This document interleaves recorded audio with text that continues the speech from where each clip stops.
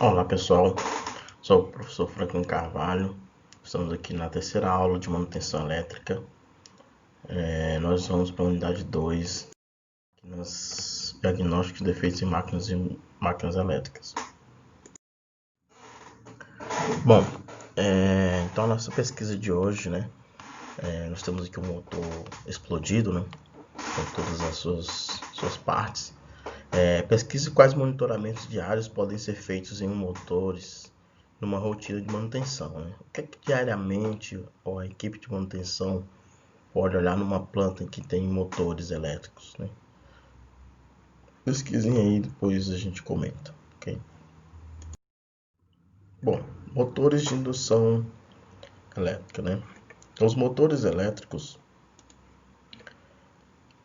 são responsáveis por grande parte da energia consumida nos segmentos de uso mais efetivo, como nas indústrias, onde representam média de 50% do consumo de eletricidade nessas instalações. Nos motores elétricos, as operações de controle de materiais e equipamentos têm, na sua maioria, efeito direto sobre o estudo mecânico e elétrico desses equipamentos, certo? Agindo direto ou indiretamente os seus rendimentos. A gente vai perceber isso na frente. Então, dessa vez nós vamos ver ações apresentadas para adotar os técnicos de manutenção resulta na melhoria do rendimento dos motores.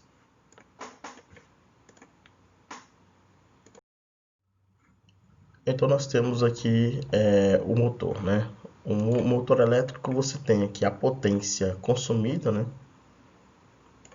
A potência consumida de entrada.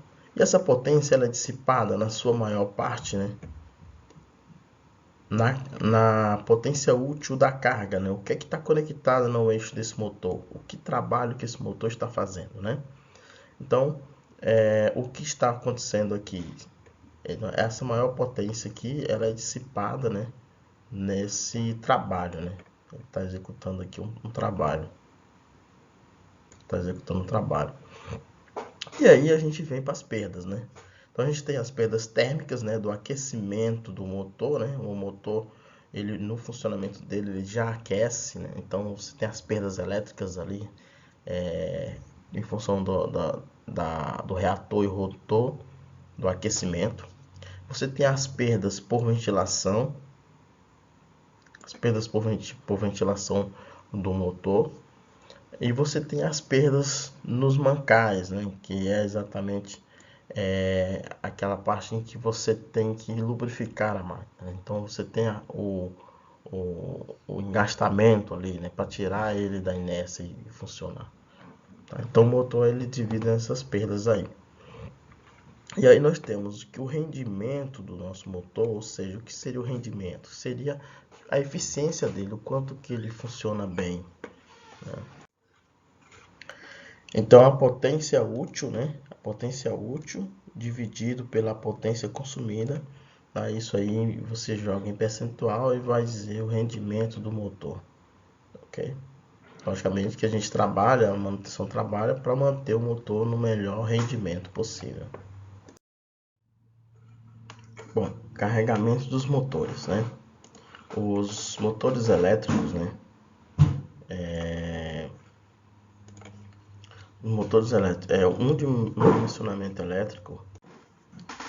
Motor elétrico dimensionado para fornecer o conjugado nominal, O conjugado nominal é aquela potência dissipada no rotor, na rotação do motor. Uma velocidade nominal e aí uma potência nominal. Então, a potência nominal é igual ao conjugado nominal vezes a velocidade nominal. A questão do conjugado é muito importante. O conjugado mal dimensionado são a principal causa de danos dos motores elétricos. Então, geralmente coloca-se a máquina elétrica mal dimensionada e aí você acaba gerando uma situação de trabalho incorreto da máquina. E aí, consequentemente, as avarias precoces em cima dos motores. As perdas elétricas, né, e térmicas variam com o quadrado do conjugado, né, resistente à carga. No motor bem dimensionado, o conjugado resistente, ou seja, o conjugado que fica no motor, né, deve ser menor do que o conjugado nominal, né? Então, o conjugado da carga, ela tem que ser menor do que o conjugado nominal. Ou seja, eu não posso colocar uma carga no eixo maior do que o eixo pode me fornecer, porque eu estaria jogando uma sobrecarga no eixo do motor. Por outro lado, o motor subcarregado, né,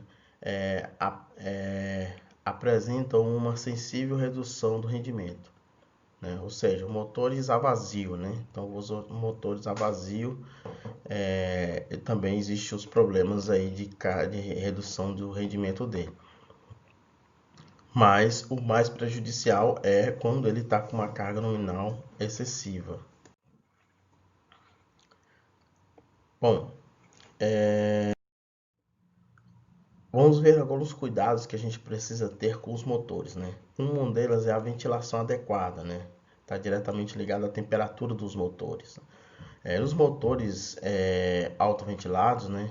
O ar resfriamento, né, é fornecido pela ventilação interna e externa, ocasionado pelo eixo do motor.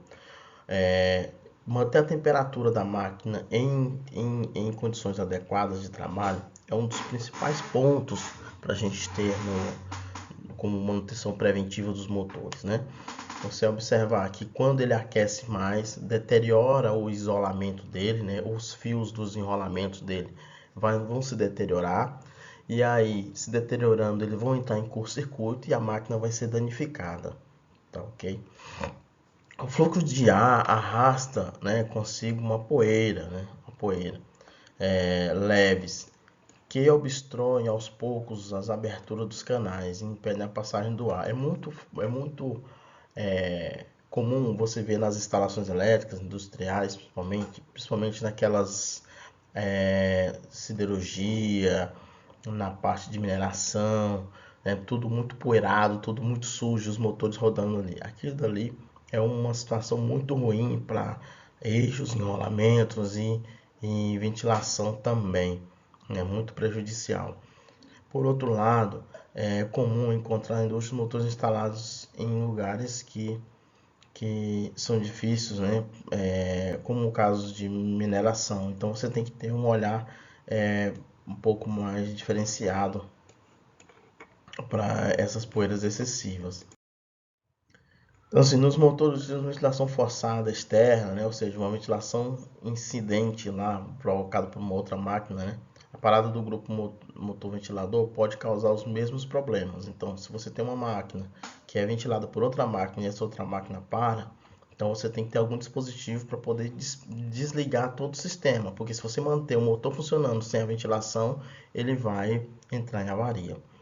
Portanto, assegurar o bom funcionamento das instalações deve ser tomadas as seguintes precauções: limpar cuidadosamente os orifícios de ventilação, limpar as aletas, retirando as poeiras e os materiais fibrosos, cuidar para que o local de instalação do motor permita livre circulação de ar, verificar o funcionamento do sistema de ventilação auxiliar, livre circulação quando isso é aplicado. Bom, de forma geral, vamos ter aqui o controle de temperatura, né? O controle de temperatura é muito importante para os motores, como a gente já fala, né? Então, a temperatura limite suportada pelos isolantes do motor é 40 graus, tá? 40 graus.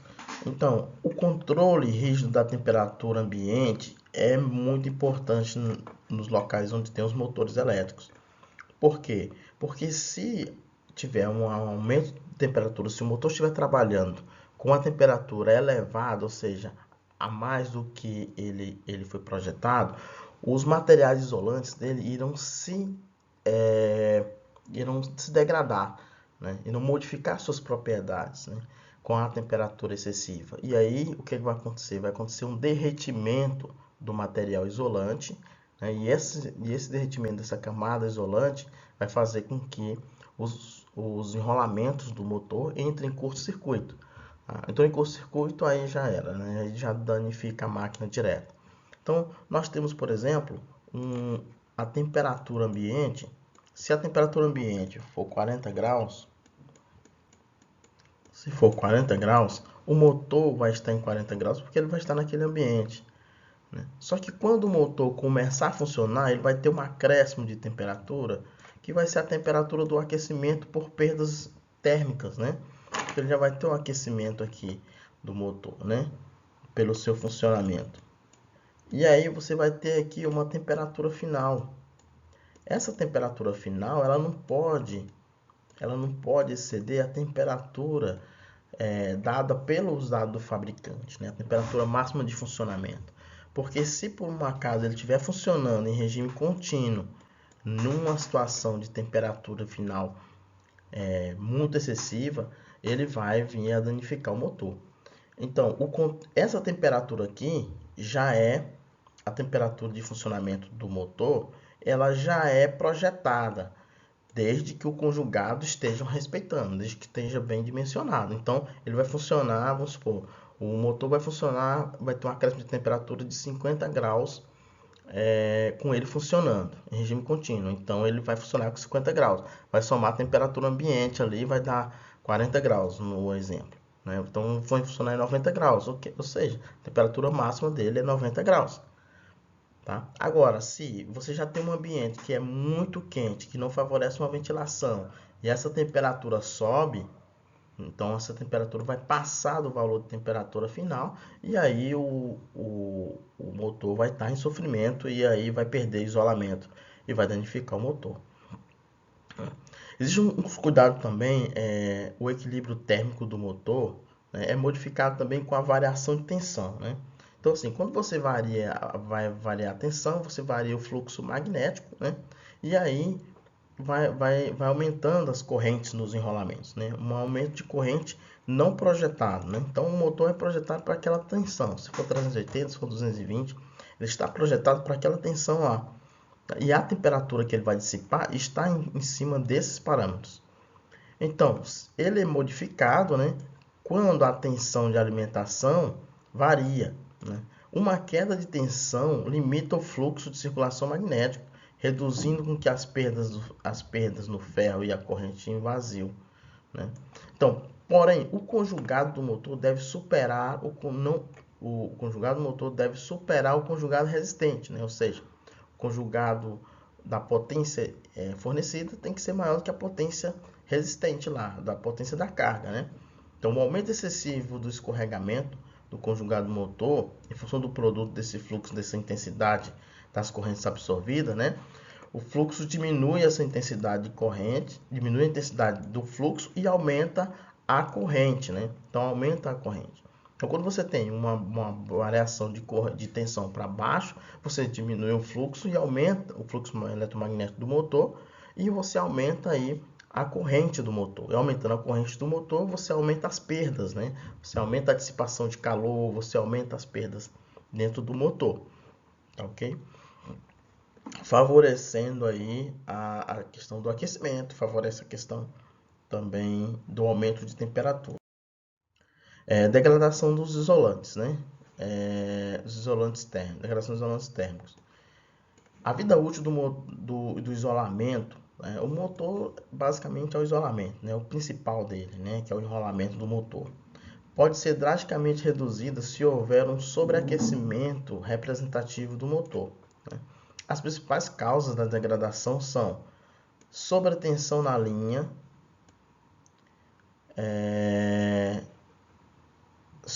sobreintensidade de corrente nas partidas, né? Ou seja, elevadas correntes, né?